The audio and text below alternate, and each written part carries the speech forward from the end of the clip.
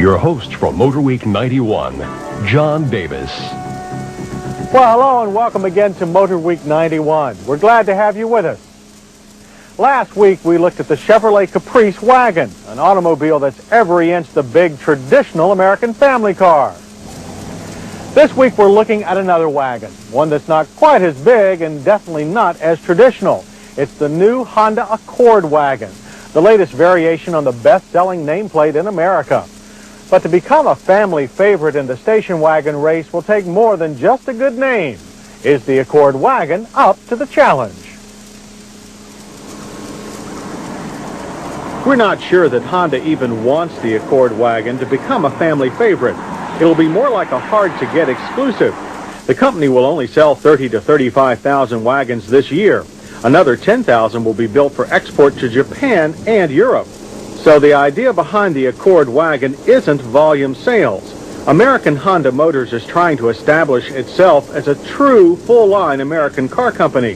The wagon is the first Honda to be designed and developed as well as manufactured in America.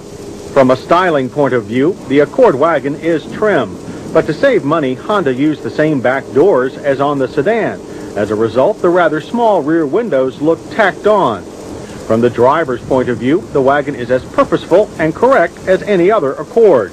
The major difference is the driver airbag.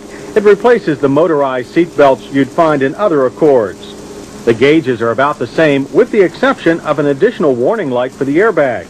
And there's a new light on the dash to remind you when maintenance is required.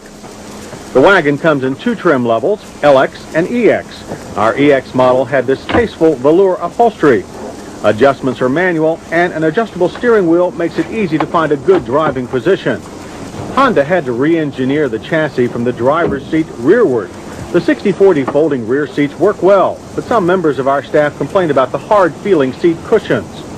The cargo area behind the seats measures 34.5 cubic feet, 64.6 with the rear seats down. That's rather small. For comparison, a Ford Escort measures 66.9, a Ford Taurus 81.1. We like the clever two-way cargo cover that attaches to the ceiling to prevent packages from flying forward in a panic stop. But the Accord's double wishbone suspension intrudes somewhat on the cargo floor. We asked Honda why they didn't devise a more space-efficient rear suspension. They said they retained the Accord sedan suspension design because they wanted to preserve the quality of ride and handling.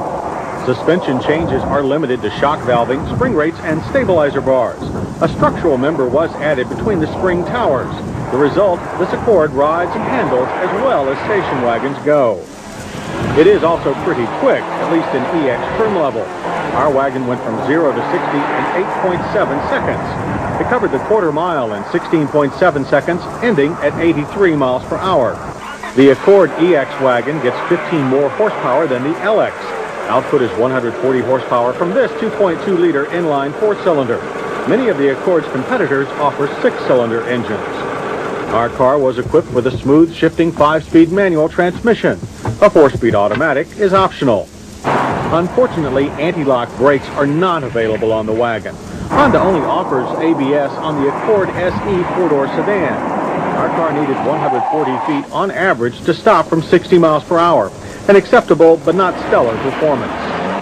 The Honda Accord wagon with 5-speed is EPA rated at 22 city, 27 highway. We recorded 26 miles per gallon in typical driving. As for other numbers, Accord wagon prices start at $17,300 for the LX 5-speed. Our EX would cost you $19,050. Sounds expensive, but for that you get a loaded car. The price includes air conditioning, stereo, and power door locks, cruise control and power sunroof, alloy wheels, and a keyless entry system. Even in LX trim, the wagon offers a lot of equipment. Clearly, Honda is not trying to sell a workhorse. The Accord wagon comes up a bit short on carrying abilities and power when compared to established wagons from Ford, Toyota, and others. Thus, we see the Accord wagon more of a statement of intent, a model that tells the rest of the U.S. auto industry